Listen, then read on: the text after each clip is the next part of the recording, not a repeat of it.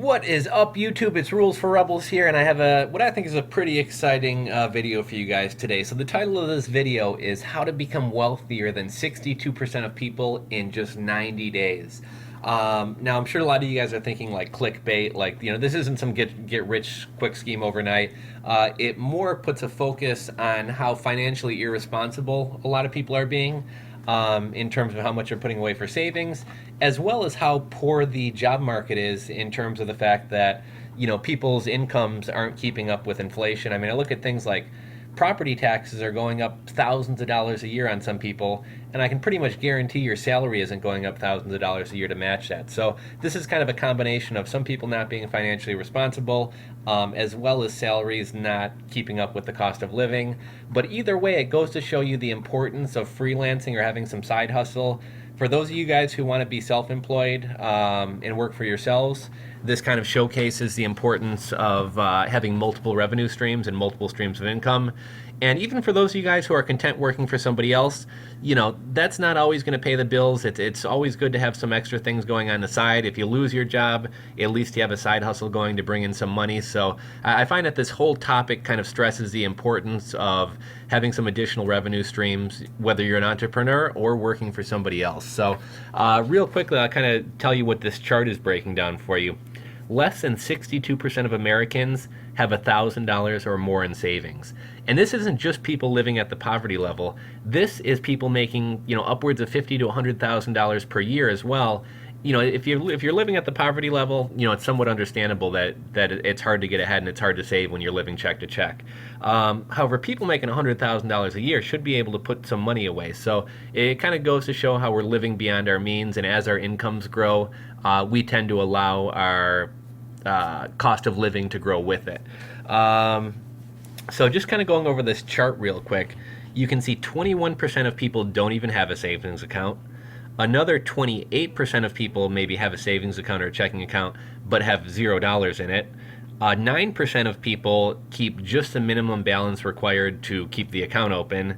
And 13% of people have less than $1,000. So as you can see here, a vast majority of this pie here is made up with people who either have no savings account, have no money, have the bare minimum, or have less than $1,000. Now, 10% of the people have $1,000 to $5,000, 5% of people have $5,000 to $10,000, and 14% of people have $10,000 or more.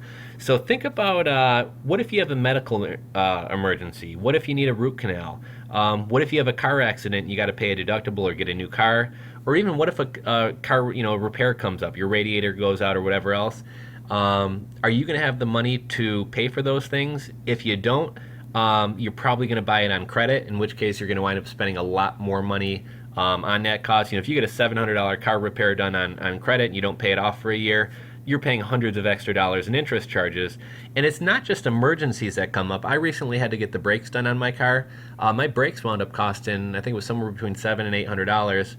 And as much as I hated wasting $700 on brakes, this was one of the first times in my life that an emergency or a situation came up, and I could actually comfortably pay for that emergency without having to go into debt, without having to ask anybody for money. So I mean, it kind of goes to show the importance of being financially responsible and having a savings. So that's one thing I really wanted to touch on. Also, for those of you guys who maybe couldn't afford to get the brakes done, well, guess what? Now you're just going to keep driving on them. Your rotors are going to go bad, and that $700 repair is going to turn into a $1,500 repair, and again, you're paying double. So having savings is going to let you have better credit. It's going to keep you from going into debt. You're going to save on interest, and you're going to save from putting off repairs and things, whether it be your house or your car or whatever else, that need to be done and are going to cost you a lot more money in the long run. So one other thing I just wanted to stress is this isn't just poor people who have less than $1,000 in their bank account. I've been there living check to check. I know what that's like. It's hard to get ahead. But these are people, some of these people, I think 40% of the people surveyed make $50,000 to $100,000 per year, and they're still having less than $1,000 in their savings account. And I'm sure a lot of these people are living beyond their means, have a house that's bigger than they need or more than they should afford. Maybe they're leasing a BMW when they should be driving around a $7,000 used car. I'm sure all these people have $200 smartphone bills a month and have the newest iPhone and everything else. Like, with the kind of chaos in the economy, with the lack of job stability, with the lack of income growth, with the lack of incomes keeping up with the rising cost of living.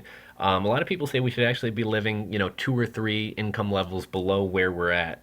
And I just want to kind of touch on kind of my story. So, it was only probably 2 years ago that I was working a 9 to 5 job. I think I started out making 22 grand a year. Towards the end, it got up to about 30 grand per year. It wasn't a terrible job. I mean, I had benefits. They did a 6% 401k match. So, things could have been worse, if I didn't have benefits or there was no 401k match. But making 22, 24, $30,000 a year, even as a younger single guy, is hardly enough to cut it. So as you start getting older and want to live a better quality of life, or whether you want to get a girlfriend, wife, have kids, etc., you're really going to need to step up your income. And again, this kind of goes to kind of highlight why we should all have some side hustle going. If you're a born entrepreneur and you want to work for yourself, have multiple income streams coming. And even if you're content working for somebody else, have something else going on your own to kind of supplement your income. That way you'll be able to put something away for savings, maybe take a vacation, pay for emergencies and things like that without going into debt. I recently heard a stat that the average millionaire has over 7 income streams. So for anybody out there who looks at, who thinks they're going to find one income stream that's going to pay the bills and get them set for life, the average millionaire has 7 different income streams. So get a number of things going. One thing I kind of wanted to talk about, a lot of people kind of talk crap to me about doing Fiverr gigs. Like, oh, if you're having so much success in e-commerce and all this other stuff, why are you doing Fiverr gigs for $5 a pop? Most of my Fiverr gigs are somewhat automated so that they don't require a lot of time or attention on my end. Fiverr isn't a big part of my income, but it brings in $300 to $600 a month, and that's $300 to $600 a month that I can put away in savings. And we all know the power of compounding interest and how money compounds. That's money that I could set aside, and after 2 or 3 months, I could take a vacation off that money. That's money I could invest. That's money I could put towards starting another business. So I notice a lot of people who have never made money online still want to turn their nose up at small amounts of money. And it kind of brought to mind kind of an analogy here. So let's say you were thinking about running a marathon. When you start training, are you going to start out doing 26 miles on your first run? Absolutely not. You're going to do a mile a day, and you're maybe going to do that for a week or two, and then you're going to up it to 2 miles, and then you're going to up that to 4 miles. And within a couple weeks, maybe you're running 5 miles a day, and after a couple weeks of that, you're going to up it to 10. And after a period of a couple weeks or a couple months, depending on what kind of shape you're in starting out, you may be up to the point where you can run a full marathon. Well, making money online shouldn't be any differently. Like if you're already making 2 grand a month with online hustles, affiliate marketing, e-commerce, whatever, then it's not a huge stretch to say, okay, I want to make 5 grand a month or 10 grand a month, because you've already proven you can make money online. You already have some skills. You already have some processes in place. You already have some things going for you. However, if you're starting from complete scratch and you've never made a penny online before, saying I want to make $10,000 a month or $20,000 a month, that's not a goal. That's a wish. Uh,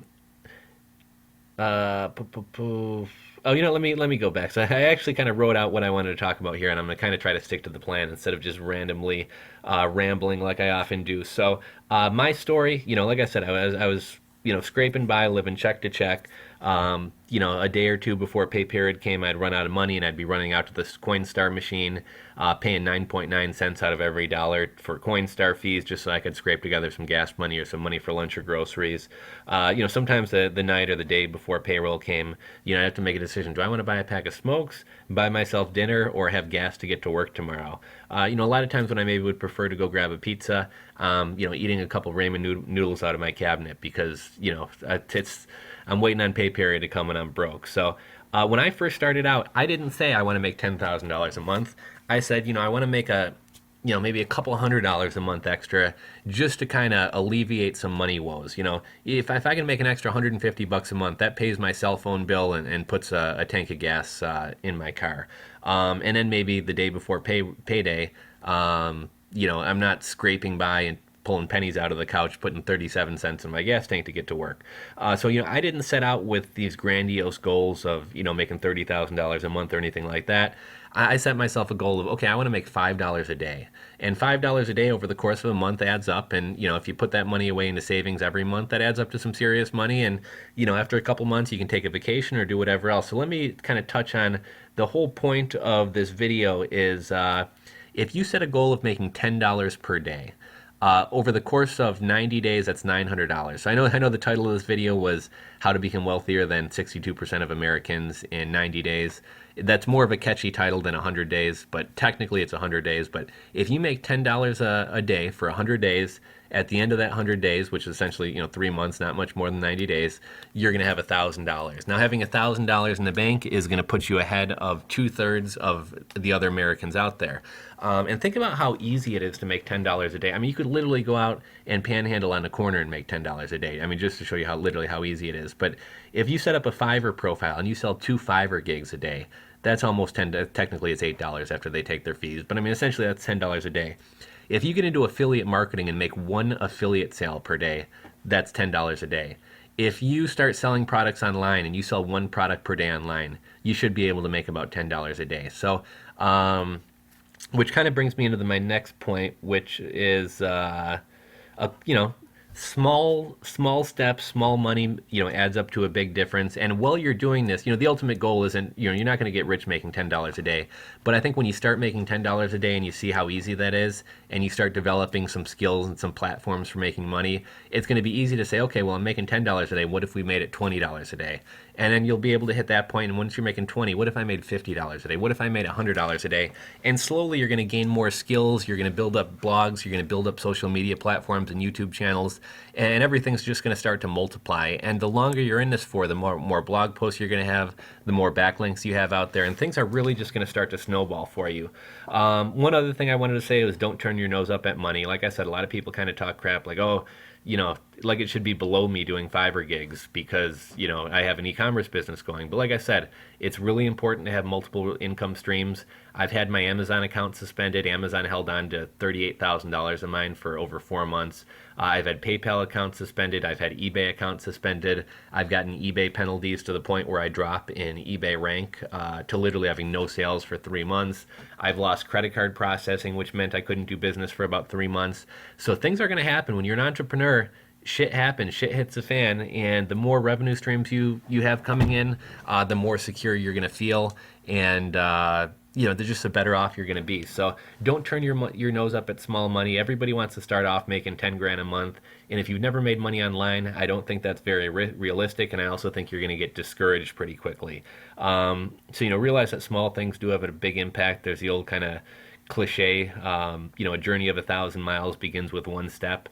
Don't look at making $100,000 a year. Look at making $10 a day, and then once you start hitting those goals, continue, stepping yourself up. And then lastly, one thing I wanted to touch on is be smart with how you spend your money. My income has grown probably 4 times what it was 3 years ago. And quite honestly, I still live like I did 3 years ago. I may take an extra vacation a year. I may occasionally, treat myself and buy a nice dinner out if I've had some success at work or something like that. But people who make probably a quarter of what I do live probably 10 times better than I do. Now, to some extent, I have some friends and stuff who are like, oh, well, you could die tomorrow and you can't take your money with you, and what's the point? And well, I do to some extent agree with that. Like, I'm not one of these people who say, never enjoy yourself, work 24 hours a day, put all your money away. My grandpa used to always say, you can't take it with you, or you don't see a trailer behind a hearse. You can't take anything with you when you go. So, you do have to enjoy yourself. You do have to splurge every once in a while and spend some money. But I think overall, most people are living beyond their means. My girlfriend kind of makes fun of me that, I make 6 figures. And if I'm at Target with my girlfriend and she's like, oh, here's a cool pair of shoes, they're only $6. I really wrestle with over whether I can spend $6 on a pair of shoes. And to some of you guys, that may seem stupid, but that's why I'm able to put away as much money as I do. That's why I have a plan to, and I don't want to say retire, but maybe take a mini retirement sometime in the next couple of years. My goal is to become location independent. So I'm making sacrifices right now so that, a year down the road, 2 years down the road, 5 years down the road, 10 years down the road, I'm able to live like a lot of other people won't want to do. And that's kind of a famous quote about entrepreneurship is living a couple years the way most people won't, so that you can live the rest of your life the way that most people can't. So to me, that means work hard, get things going, make more money, live frugally, because the less money you spend, the less money you need to make, And in a couple of years here, I'm going to be in a very, very good financial position where I can take advantage of investment opportunities. I can start a business. I can take some time off and take a mini retirement while I'm still young. And to me, not having the newest smartphone, or not having a $500 pair of jeans, or not going out to the bar tonight blowing $300 on 3 hours of fun that's going to make me feel like shit tomorrow. The long term payout and reward for that is a lot better. And one other thing that kind of brought home to me how irresponsible a lot of people are being financially is I'm actually looking at buying a house right now. And I just recently came across the place was my dream house. It was really cool. It was stucco, very modern looking. Very open floor plan, and they were asking 235,000. I was going to try to offer like 210. And I should have probably done a bit more research beforehand and realized what a mortgage payment was going to be and things like that. But I like saving my cash, so I was only planning on putting down 5% instead of 20%. Well, when you do that, you have to pay PMI. PMI they wanted almost $300 a month for, and in my head, I was comfortable spending up to $1,500 a month. I think my mortgage payment was going to come in at about $1,897. I was just getting ready to put an offer down on the house. I called my mortgage guy, and he ran through the numbers with me. And a lot of you guys will probably say, "Oh, well, that's stupid." $397 a month is the difference between you having your dream home and not having your dream home. But in my mind, I had one figure: $1,500 a month is what I was comfortable spending, and I make plenty of money to afford 1,500 or 1,897. But do I really want a mortgage hanging over my head? Do I really want for the next 30 years to know that every month I have to come up with 1,897? That's not even considering utilities and other home repairs and things like that'll come up. But I just say, what? I may want to pick up and leave and move down to Mexico and live on the beach in a cheap apartment here a year from now or 2 years from now. And I really don't want a $2,000 house payment hanging over my head and then having to worry about either sell the place or rent the place out. And at the way the figures were working out, I don't know that I'd be able to get my nut covered with the rent, so to speak. So I made a tough decision. I hated it. It made me really sad, but I passed up on my dream house, which I could afford, because I knew, financially speaking, it wasn't really the right thing or the responsible thing to do, and it wasn't something I was comfortable with. And I talked to my parents, who I think are really kind of responsible people, and they were like, do it, buy it. And I asked my mom and dad, I said, you know what? I said, how do people afford, like, 200? I think $220,000 is fairly modest for a home, especially for my area. So I'm like, how do people do this? Is everybody literally living check to check? And my parents were like, well, yeah, people are. And I was like that before, guys. I mean, I was scraping by, like I said, putting 37 cents of gas into my gas tank on my way to work, and it's embarrassing doing that, and it's scary, and it's something that hangs over your head, and it's something that so many people do. And once I kind of got myself out of that position, I said I never want to go back to this position. So that's why I work hard, and that's why I save money. And that's just kind of my example, or my recent story, about being financially responsible and sometimes having to sacrifice. So this video is turning out longer than I thought, but let's get on to a couple more things I wanted to talk about. So goal setting. Don't set crazy goals. Like I said, you don't start training for a marathon doing 26 miles your first day.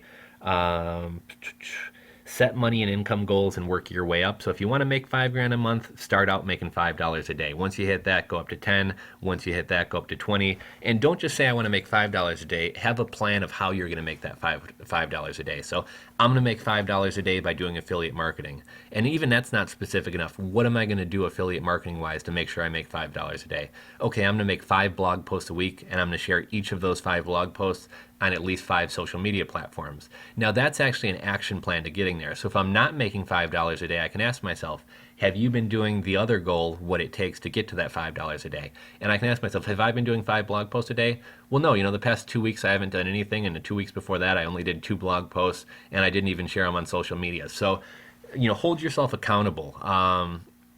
Have measured, reachable goals with action plans, and if you're not doing those action plans to hit those goals, you know exactly why you're not meeting your goal. Have long-term goals and short-term goals. So there's a couple schools of thought with goals. Some people say, oh, shoot for the stars, and even if you don't make it there, you'll still wind up pretty far. But And I think that is true to some extent, but I also think that if you set, large, huge goals and you don't reach them, you can oftentimes get discouraged and just wind up giving up. So have short-term goals along the way to your long-term goals so that you can have some victories and, be able to kind of pump your hands and say, yeah, I did it. And that's going to further motivate you to reach those long-term goals.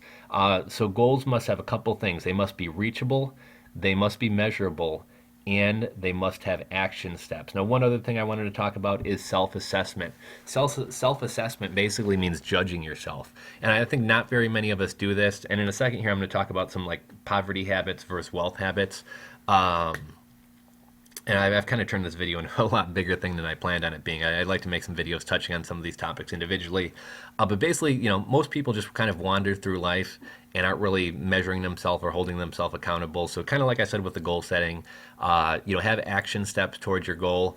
And, on a daily basis or weekly basis, ask yourself if you're doing those steps to be able to hit that goal and hold yourself accountable. And if you're not hitting your goals, you'll be able to know exactly why you're not doing that. That's one of the things successful people do is regularly assess themselves. And that's something that I'm kind of weak on too. I've been kind of meandering for a while. And recently I've really kind of sat down and taken an inventory of what I'm doing and what I want and my goals. And I've realized that I'm not doing everything that I need to do to hit my goals. So I also can't complain about the results. So I'm really in kind of a mode of goal setting and self-assessment on a daily basis as well as a weekly basis.